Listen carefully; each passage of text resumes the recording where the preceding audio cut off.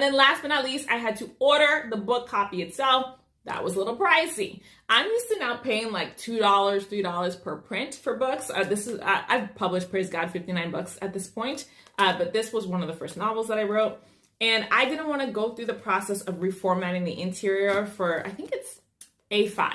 5.83 by 7.7. I can't remember the exact dimensions. So I don't want to do that. So I just kept this one, which I think is 4.25. It's the pocketbook size. So this is more expensive to print because I don't know why. I guess because it's a unique cut. I don't know. So this print costs like $6, but that's not a normal thing.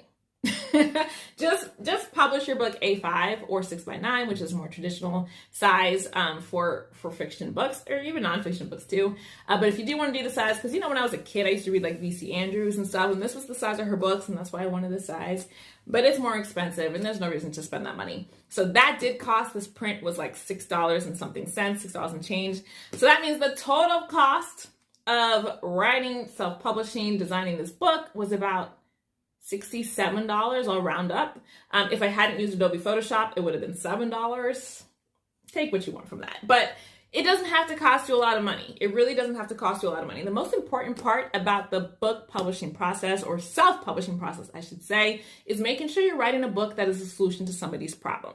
What I have found doing this since 2009 and full-time since 2016 is that my audience tends to not really care about my sizing or my formatting. They barely even care about the design, because I've sold some ugly books. I keep looking over here because I have a whole pile of books that I've written. I've designed some ugly stuff.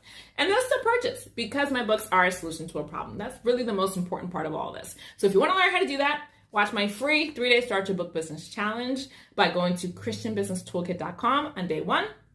I'll help you figure out the problem you solve. That is your book niche.